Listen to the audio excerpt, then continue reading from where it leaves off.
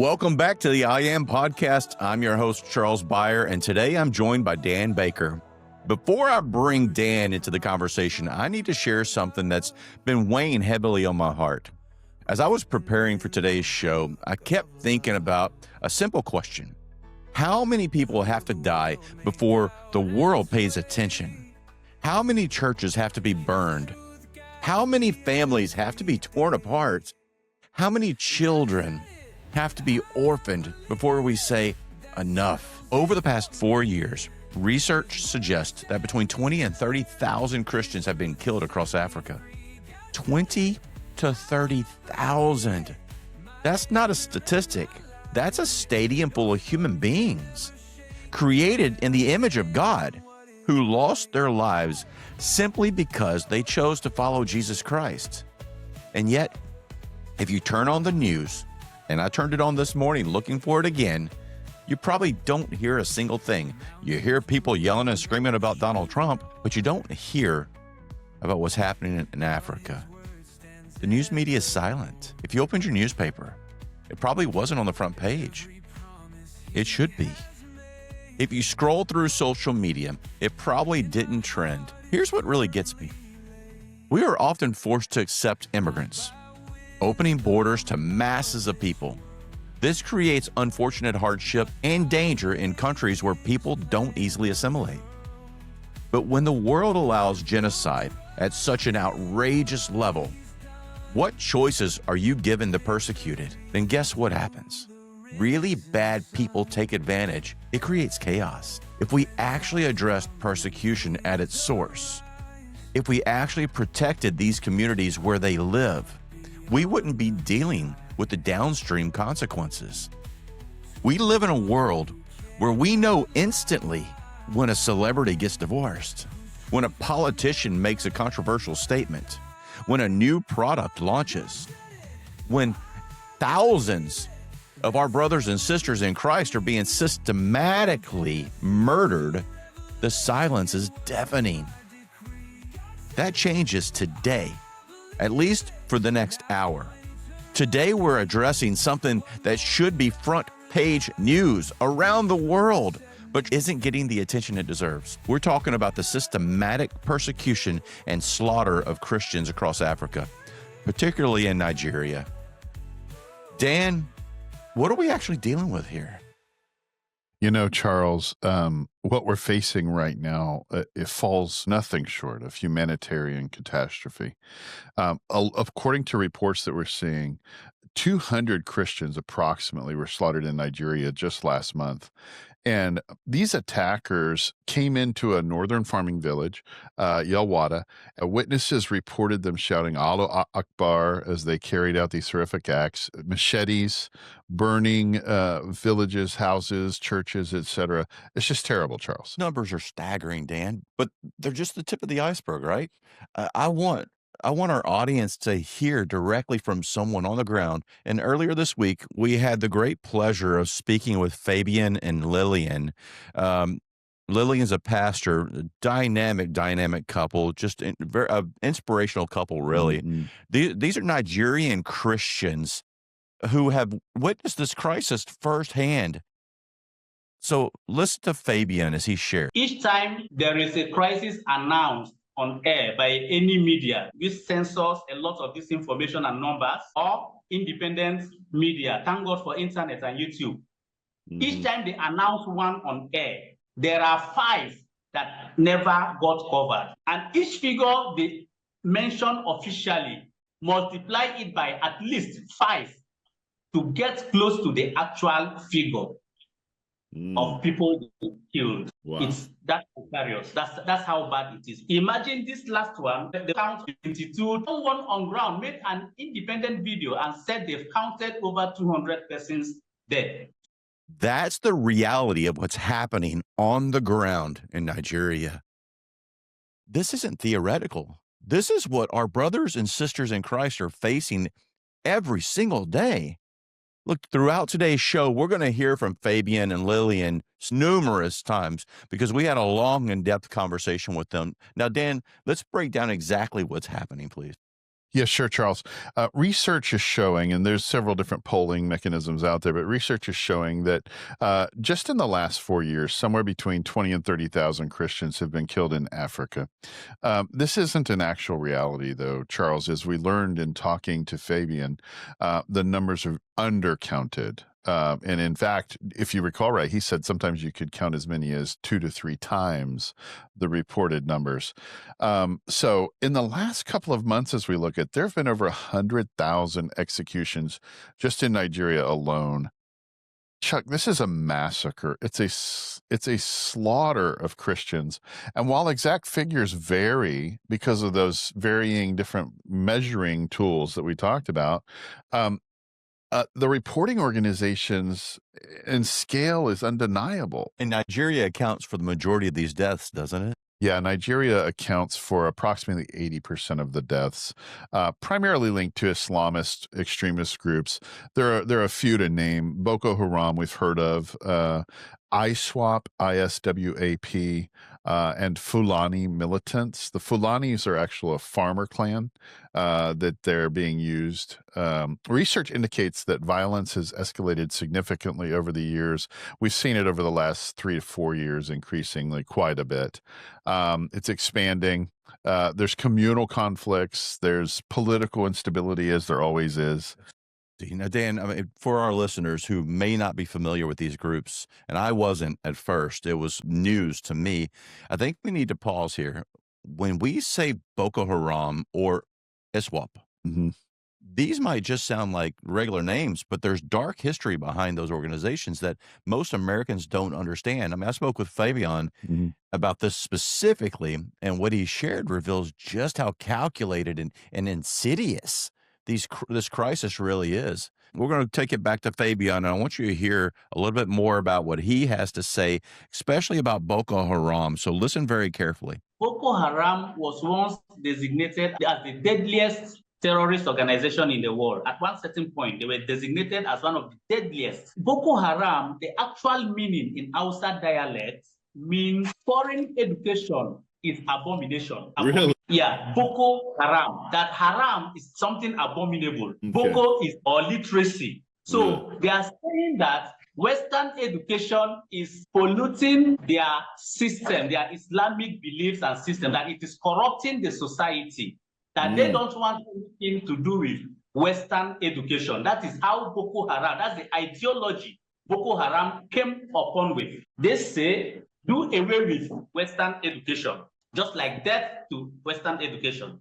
That is how they started, weaponized poverty. So they could be used for multiple purposes and interests by corrupt politicians.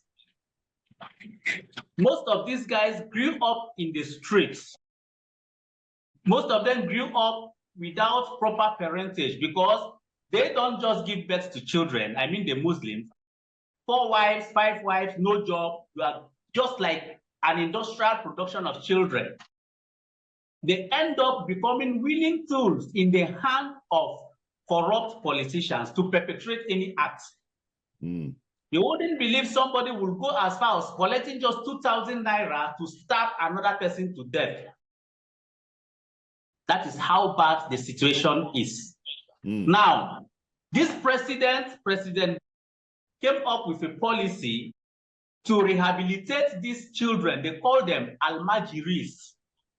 That's the name of all these children. It's an institution in the northern part of Nigeria. In the Islamic world, they institutionalize begging. So the president said, no, let's build schools and communities where we can have these children picked up from the streets and rehabilitated so they could have a meaningful work, a life, and stop being willing tools in the hand of politicians, especially during election. That was one of the unforgivable sins he committed, because doing that goes against the principles of the northern elites. Because without those guys, whom they've used poverty to destroy their lives, so they will remain always instrument of destabilization in their hands, they won't really make much effort. They won't make much impact in Nigeria.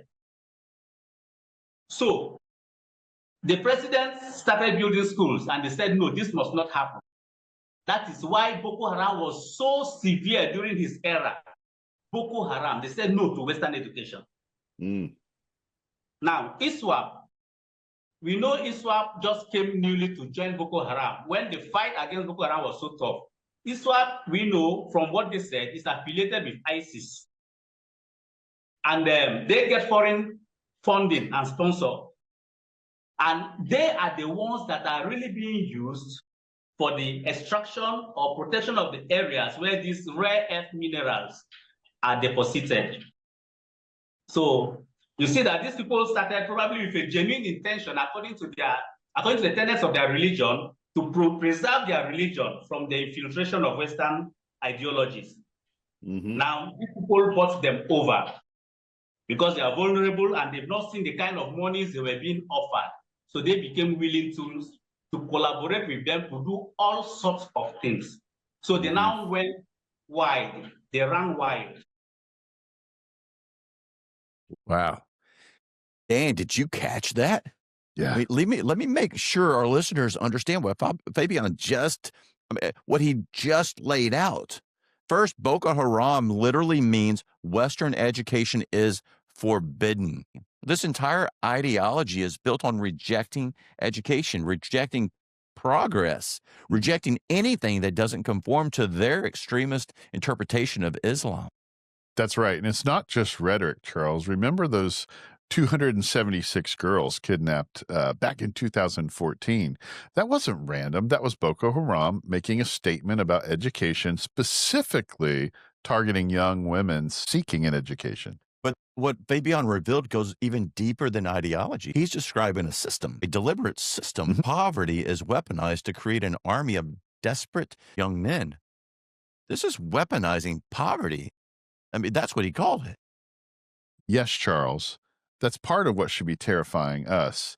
This just isn't about religious extremism. This is about corrupt politicians deliberately keeping communities in poverty so that they have a ready supply of recruits who will commit murder or other violence for just a few dollars. Think about what he said. A president tried to help these street kids. He was building schools and rehabilitation centers. And that was considered unforgivable by the northern elites because it threatened their power structure. They need these desperate, uneducated young men to maintain their control. They know what happens if they become educated. Yeah, Chuck, it's evil layered upon top of evil. You have religious extremism, you have political corruption, and now, as Fabian mentioned, we have foreign interests exploiting this chaos to extract rare earth minerals. We've heard this story throughout Africa. This is a multi-level conspiracy against the Nigerian people, and Christians are caught in the middle. Actually, they're not just caught in the crossfire, Dan. They're being deliberately targeted. When Fabian talks about ISWAP, the Islamic State West Africa province, getting foreign funding and sponsorship, we're talking about sophisticated international terrorism that has specifically chosen Christians as its target. Exactly. While some of this violence involves broader ethnic or resource conflicts, when we talk about that, we're looking at the farmers. Fulanis are farming people. They're herders. That's their tribe. And what they're doing is they're basically militarizing under the guises of gaining ground, gaining agriculture. But it's really just to mask the fact that they're going after resources and dollars, and the Christians are right in the middle. This isn't random violence. This is a deliberate persecution based on faith in many instances. And what's particularly chilling about what Fabian described, it's how it all connects. I mean, the poverty creates the recruits. Yep. The politicians exploit the recruits for power. The extremists use religious ideology to justify the violence. And foreign interests fund the whole operation to secure access to resources. Meanwhile, Christians are being slaughtered, and the world, you're looking away. You're ignoring this. Yeah, it's really sad, Charles. It's a perfect storm of corruption, extremism, and exploitation. And the Nigerian government, which should be protecting all of its citizens, regardless of faith or belief, is they're either complicit, Charles, or they're completely incompetent. We're not here to place judgment or blame, but that's just what it looks like.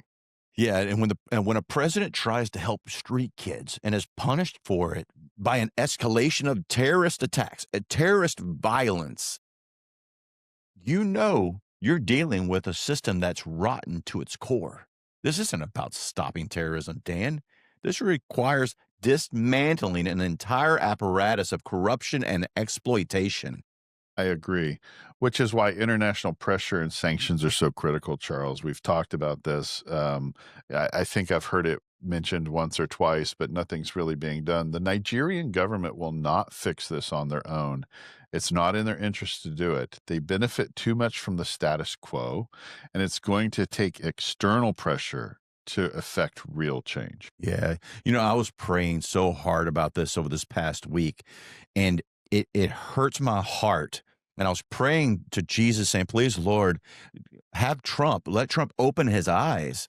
And then I turn on the news and I see what he's dealing with right here in our homeland. And the Democrats, they're not going to help. They have no desire to help. They're part of the corrupt system. Sure. I mean, they're so corrupt from the core. They want it to continue. And Donald Trump is an amazing president, wants to save lives.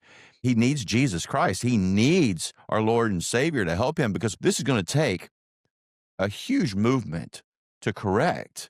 And let me be honest about something here. Not all these incidents are pure faith motivated, correct? I mean, correct, Charles. It's an important distinction. I think they're masked as religious persecution or faith motivated. The situation is really more complex than that. And I'm glad we're talking about this, because I don't see that a lot of people do. They just go right to the persecution of Christians.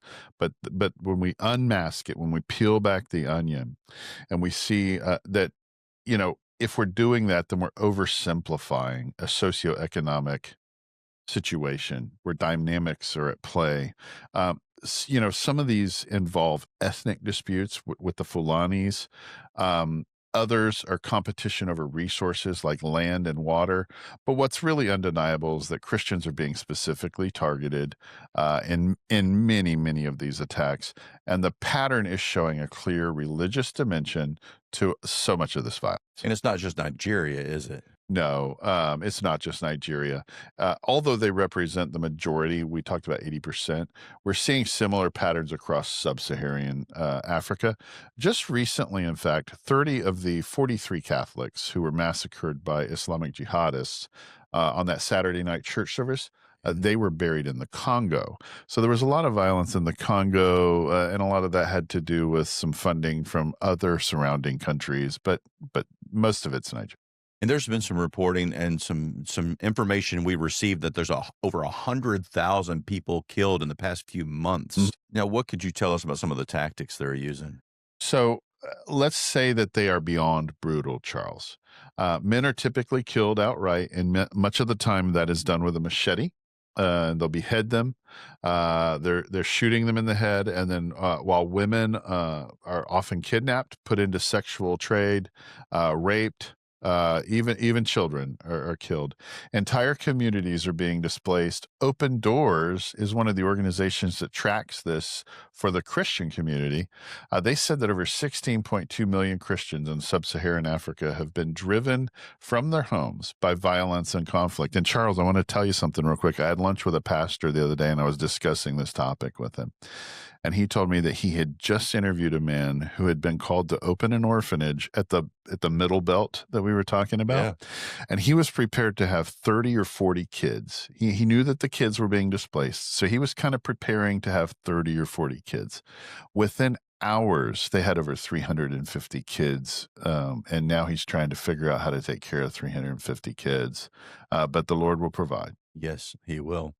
And he's calling us to provide 16.2 million people displaced. That's more than the population of New York and Los Angeles. That's overwhelming. And where is the international outcry? Where's the public in this? Where are the protests in Western capitals? Where that's a good reason to protest right there. Where is the media coverage? NBC, CBS, ABC. Where are y'all at? Charles, I'm on social media a lot, and I don't watch TV quite as much as you do. So you're calling out the mainstream media, and I agree with you. I mean, Bill Maher brought it to attention, right? Yeah. Bill Maher, of all people. But nobody's really talked about it on Facebook. The only people that are petitioning about it on Facebook are religious organizations. There are no mainstream media outlets out there that are talking about this. It's been crickets, as we say, and that's what makes this so frustrating. With this systematic level of killing, what's happening to any other religious group, the world would be up in arms. If we saw this with Islam, if we saw this with, some other organization, there would be pickets and there would be news, and we're hearing nothing. Because it's Christians, particularly African Christians, it seems like the international community has just decided to look the other way. I mean, talk to me about the situation in northern Nigeria. Why is it particularly dire there? Yeah, so northern Nigeria, what we've seen is that the country, according to Fabian, has been divided in two. Okay, so the northern half of the country is under Sharia law. It has its own constitution. So bear in mind, we're talking about a country that has one president, one administration, right? But it has two constitutions, Sharia in the north and another constitution in the south. The middle belt is kind of the weak spot. And the Christians that live in these areas, whether that's in the northern middle belt or up in the north belt, they're treated basically like second-class citizens. And converts from Islam face rejection just like they do in every other country. They're kicked out of their homes, they're kicked out of their family units, and many times they're killed. I'm going to bring Fabian back because he can help us understand the complexity better than anyone. So watch what Fabian has to say here about this. That is why people strongly believe that there is a systematic conspiracy to Islamize Nigeria, because at which they rise in rank is so obvious that these guys are up to something. Because as we speak, there is a section of the military that has been designated to mind Islamic affairs, the military of Nigeria.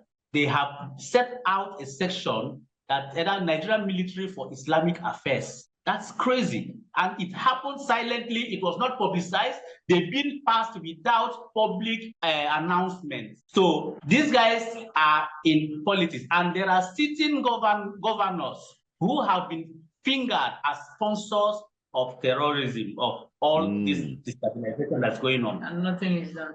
Some guys were arrested in Dubai for terrorism. The Dubai government extracted information from them and they gave out the names of their sponsors. Some of them are still in government. I think it has three forces.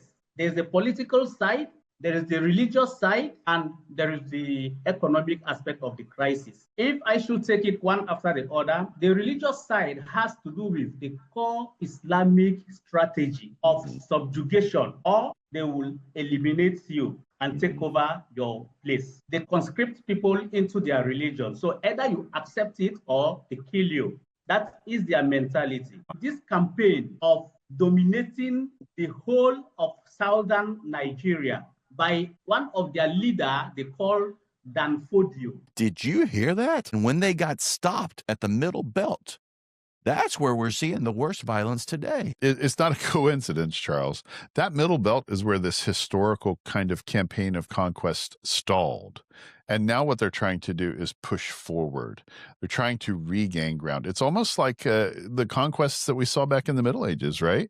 And we're seeing now they're calling for expansion of that conquest again. And that's what we're seeing throughout the world, even into the West. That's where the Christians are being slaughtered at the highest numbers. It's not new. This is just a continuation of something that happened generations ago. Fabian laid out three dimensions of this. It's the religious, the political, and the economic. We need to understand all three. But let's not fool ourselves about which one is driving the bus here. When you have a historical mission of total Islamic conquest, and they've said it not only over there, but they've also said it in the United States. They're talking about it up in Canada. They've already accomplished it in parts of Minnesota. This is a big deal. When you have this mission of total control, that exact same systematic violence against Christians, be aware of their agenda. Don't shy away. Pay attention, listen, open your ears, and know what they're saying.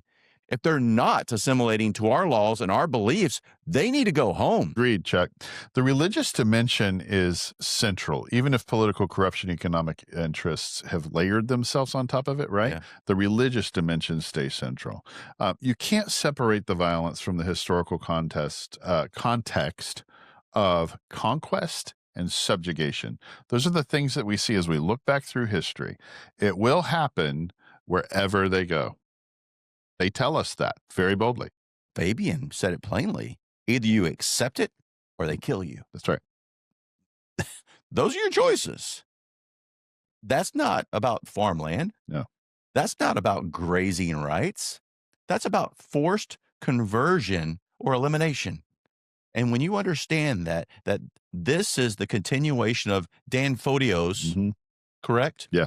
Fodio or Fadio?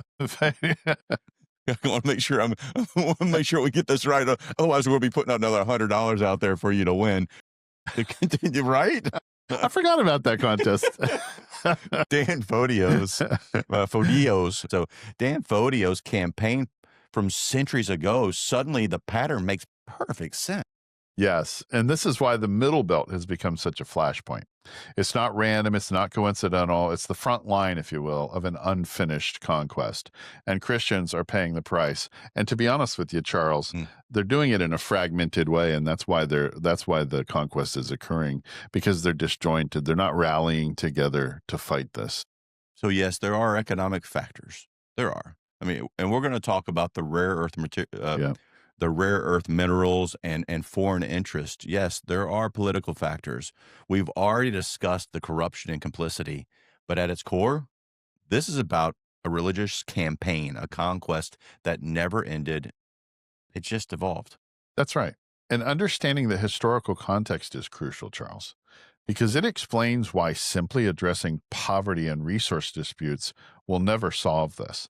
Those are real factors, but they're operating within a larger framework of religious conquest that's been going on for centuries. And we talked about it a minute ago. It's not just Nigeria. Right. Not just Nigeria, though Nigeria represents the majority of the cases currently. And there are millions of Muslims, millions of peaceful Muslims who are also victims of extremist violence, correct? That's correct. In the lower portions, the moderate Muslims, even down in that belt and into the south, there are moderate Muslims, but they have been targeted by these extremist Islamists from the north, and they are not counted as part of their group. But the research shows a clear pattern, and their faith is their faith, and it's radical, even from a moderate perspective, in my opinion. Yeah, I mean, they don't assimilate. Look no further than Minnesota, like I said earlier. Yes, the research shows that while not every incident is purely faith motivated, there is a clear pattern of Christians being disproportionately targeted, and that pattern is escalated significantly over the years. The data supports this. The attacks on the church alone are staggering. Over 19,100 churches have been destroyed in Nigeria since 2021, Charles, and 1,100 communities have been displaced. Not collateral damage. That's systematic targeting of Christian infrastructure. That's right. It isn't random violence caught in the crossfire. This is deliberate destruction of Christian communities and their places of worship. So what's being done about it? Do we know? Rep. Smith has called on Trump to impose sanctions on Nigeria to protect its Christian citizens. Charles, and when asked about this, White House Press Secretary Carolyn Leavitt said she doesn't know really what Trump is going to do. But I have to tell you, it's not good enough. The previous administration under Biden did absolutely nothing meaningful. In fact, I don't even know if they addressed it at all. He was asleep Looking for ice cream. And people voted him in. Yeah. And they were going to vote Kamal in. Come on. I mean, we can't fix the world if we can't fix our own country. Vote properly, correct. They have to have intelligence, common sense. We knew how oh, don't even get me started. This is not a religious show. This is about Africa. Sorry, Lord Jesus Christ. I'm off on a tangent here. And we'll get back into where I belong because that will make me so mad. Oh, it's infuriating. We need leadership that will stand up for religious freedom and human rights, not just talk about it or dream about it. You're right, Charles. And the Nigerian government themselves, having failed to protect these Christians and kind of punish the perpetrators, has really only strengthened the militant groups, right? Because when you ignore it, they just continue to fester. They continue to get strength. The new president, Bola Tinubu, has made some changes in leadership representation, such as cabinet members, et cetera. But the violence continues largely unabated because, like we talked about, they can't push against it, right? Look, I mean, we talk about government failure. I think we need to be more direct. What if it's not failure? What if it's complicity? Right. Fabian shared something with us about that suggests that this goes far beyond incompetence. Listen to what Fabian tells us about what he observed within the Nigerians. He's telling us that the Nigerian military has an official Islamic affairs section that was created quietly without public announcement. In that sitting government, officials, governors have been named by a terrorist as their sponsors. And these officials are still in power. What he's describing is accurate. And we have to kind of take his word, right? As a native who's seen this. But I also remember watching an interview with the Catholic priest that was exposed to this last piece of genocide 2 weeks ago. Yeah. And he was saying that people had trekked back and there was a military base very, very close to that village that was attacked. And the synopsis that people came to was that there were actually orders and leaders from that base that were involved in orchestrating those attacks. I know that Fabian's story was about somebody who had been arrested in Dubai and had testified. And listen, these people cannot hide behind the incompetence of the leader. And this is exactly what I was talking about in my opening. When these terrorists are arrested in Dubai, they actually speak. They talk openly. Thank you, Dubai, for confronting this and owning this. They give up the names of their sponsors. Yeah. And those names include sitting Nigerian governors, and nothing happens to them. Nothing. That's not failure, Dan. That's protection. That's complicity at the highest level. And creating this military section specifically for Islamic affairs in what is supposed to be a secular nation, that's about religious accommodation. That's on an institutional bias, right? That's about signaling to Christian communities that the very military that should protect them has been compromised. Yes, and this is exactly why sanctions matter. It's exactly why international pressure matters. We have to have it because if the Nigerian government is actively supporting or protecting the perpetrators of genocide, they're not going to stop it on their own. They are the problem in it.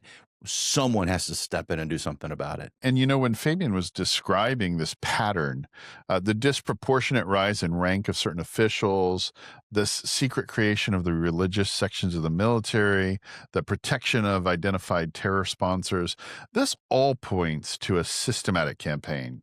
There's nothing random about it. Yeah, and this brings us back to the question of whether this is really faith motivated. When the government itself appears to be advancing an Islamization agenda, when the military has secret Islamic affairs sections, when terrorist sponsors remain in power, there are economic and ethnic factors at play. But let's not be naive about the religious dimension here. Absolutely, Charles. The situation, as we say, is complex, right? Yeah. And we don't want to oversimplify these socioeconomic dynamics. There are ethnic disputes. We're not saying that there aren't. There is competition over resources, but this is a systematic attack. And these patterns and these attacks show a clear religious dimension. Too much of this violence is a pattern that appears to have support at the highest levels of government. And what's particularly heartbreaking is the violence is spreading. Christians used to be vulnerable mainly in Muslim-majority northern states, but now the attacks are moving into the middle belt and even further south, where the majority of Nigeria's Christians live. What's happening here is nothing short of a humanitarian catastrophe. So our listeners need to understand the human cost. We're talking about families torn apart, children's orphaned, entire communities destroyed. You know, Charles, Open Doors, the organization I was telling you about, they tell the story about Abraham. He's a displaced Christian in Nigeria who says, "We will worship God because he has preserved our lives. I still have God, and he is still on the throne. He will surely deliver me." What a story of faith. That level of faith in the face of such persecution is both inspiring and heartbreaking all at the same time. These believers are paying the ultimate price for following Christ. They're doing it with faith that puts many of us, especially myself, to shame. Chuck, the displacement numbers are staggering too. The International Christian Concern, which is another organization that tracks these numbers, notes that 4 to 5 million people were displaced in Nigeria. We are talking about entire populations being uprooted from their ancestral homes. And the government's response to this displacement crisis has been woefully inadequate. Hmm. Fabian shared something deeply disturbing about what's actually happening to displaced Christians. Listen to Fabian, and he tells us about the IDP camps. Listen to this. So the government, in an attempt to save face, will negotiate with them and pay them to have some of those people who are still alive released, so as to have a kind of publicity, damage control measure that we are making effort, we are rescuing people, we are intervening when it happens. But what they are doing is not enough. There are IDP camps set up in certain places. The story we hear about the condition there is not palatable. It's nothing to write home about. And lest I forget, as part of the economic conspiracy surrounding the crisis, from certain reliable quarters, it's been said that those in the IDP camps are being fed GMOs. Now, indirectly, they are being used as guinea pigs to test run something by who we can't mention or who we don't know. But there are names out there. Yeah. So the whole thing is intertwined and complicated. The world is wicked. They can only be wicked and they can only do wicked things because that's what they are meant to be or to do. So these are other dark sides of the whole thing that makes everything so complicated that you can't really extricate one from the other. So even when Christians survive these attacks and make it to these displacement camps, they're facing exploitation, neglect. The government is essentially paying ransom to terrorists for public relations while the displaced are living in deplorable conditions. Yeah, Chuck, that's the reality. The Nigerian government's failure to protect these Christians and punish these perpetrators has only strengthened the militant groups. In part 2 of the series, Yeah. we're going to discuss what can actually be done about this crisis. And I really hope you tune in for part 2. We're going to talk about what actions need to be taken, in our opinion, of course, Yeah. and how our listeners can respond. Dan Baker, Yeah. Thank you for helping us understand the scope of this catastrophe, man. Absolutely. Thank you, Charles. This is a story that needs to be told. Nobody's telling it. It breaks my heart. But you know what? We are. And we're going to tell it, and we're going to tell it again and again and again. And to our listeners, I want you to sit with what you've heard today. Don't let it just wash over you. Don't let it become another podcast episode you forget by tomorrow morning. We've heard from Fabian, a man living in the middle of this nightmare, and he's told us the death counts are 5 times higher than what's being reported. Tomorrow, we will learn from Lillian how watching church leaders stay silent while their congregations are slaughtered. We've discovered that this isn't random violence. It's the continuation of a centuries-old campaign of conquest that got stuck in the Middle Belt and is now being finished with bullets and machetes instead of swords. We've learned that the Nigerian government isn't failing to stop this. They're actively participating in it. Military sanctions for Islamic affairs, terrorist sponsors serving as governors, attack after attack with no consequences for the perpetrators. And here's what should haunt you tonight. While we've been talking for the last hour, more Christians have likely been killed, more villages attacked, more churches burned, more children orphaned. And tomorrow morning, it won't be on the news. It won't trend on social media. the world will continue to look away. But you can't. Not anymore. Not after what you've heard today. Not after what Bill Maher shared with us. All right, next week, we're going to talk about solutions and action steps, okay? Real concrete things you can do. But between now and then, I need you to do something. I need you to share this episode. Share it with everybody. Send it to your pastor. They should be talking about it in the church. Send it to your small group. Send it to that friend who's always asking what they can do to make a difference. Because if we don't tell the story, who will? This has been part 1 of the I Am podcast series on the persecution of Christians in Africa. I'm Charles Beyer, and my good buddy Dan Baker sitting right here next to me. Remember, you are not alone. We'll see you next week. Thanks, brother man. So good having you.